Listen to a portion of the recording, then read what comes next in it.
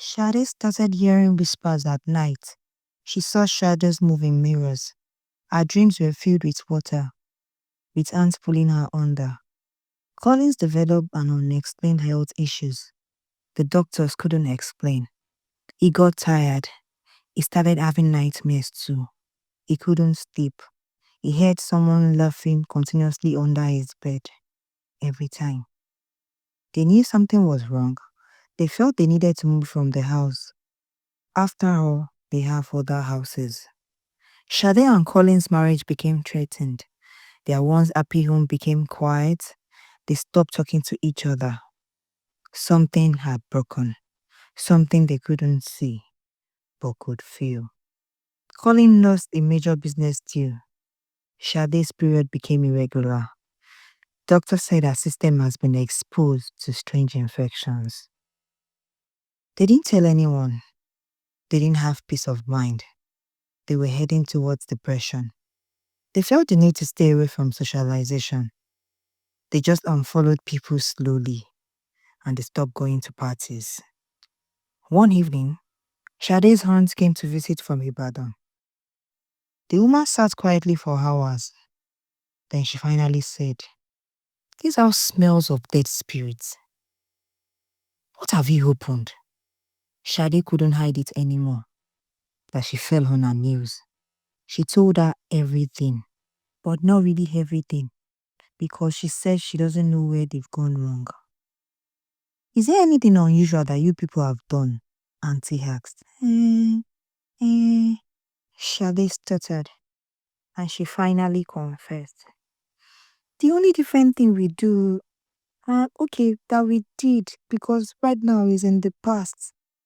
The only different thing that we did was that we joined a clique," she said, and she mentioned to her about how they swapped partners and the rest.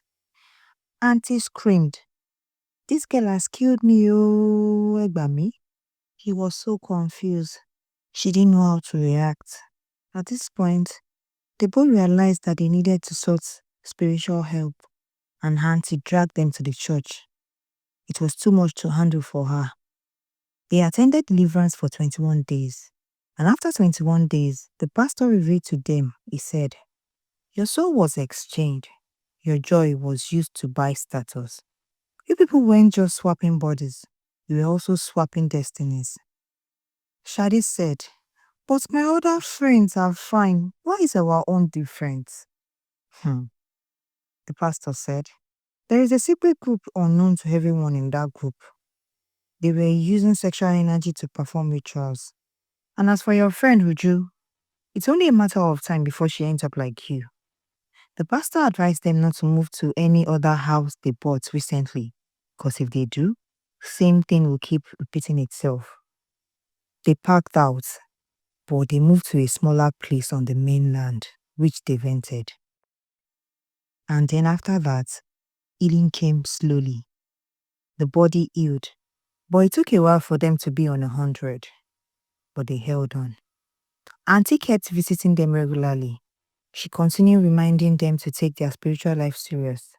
She opened their eyes to the mysteries of this life in one of their conversations. She said, "Not every man is ordinary.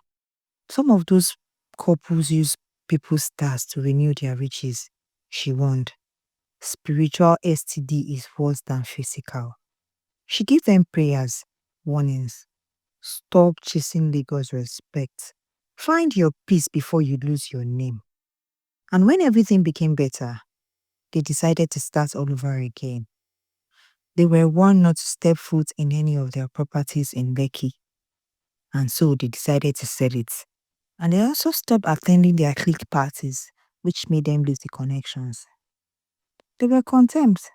They couldn't trade their peace for anything, not even the connection and the wealth. Shade reached out to Uju. She called her on the phone and warned her about the party. She explained everything the pastor said. Uju replied saying, "How foolish of you to think that I would lose my guard and attend such parties with ordinary eyes. I am fortified. Abeg, do you know who my father is?" Shade was shocked and disappointed her at the same time. And she said, "So you knew the spiritual implication of this party, and you didn't warn me." Eh? Let me see wahala. So, because I offended you to the one of the biggest clique in town, now I'm a bad person. How is that my fault? You wanted to belong by all means, and I introduced you. So what else am I supposed to do? It's not that you wanted connections. You wanted to meet influential people, and so I introduced you. So am I wrong? Are you a child? Are you a child that I have to talk to you to fortify yourself? So I need to spoon feed you before you understand everything I'm saying. After all, when I came to the group, nobody warned me about nothing, and I had to use my senses. I expected you to use your senses as well. Shadi ended the call. She was disappointed, but she was still thankful that at the end of the day, she's still alive. Now, she's a better person, takes her spiritual life serious. She mingles with good friends, not the fake life crew she was mingling with before. And now she is even more contented. And when lucky friends call them, they don't even bother to pick. When someone brags about modern marriage, Shade says, try it. If you survive, write a book. The glitz of Lekki is like honey on a blade, sweet but sharp. Don't heavy what you don't understand. Not heavy party is enjoyment.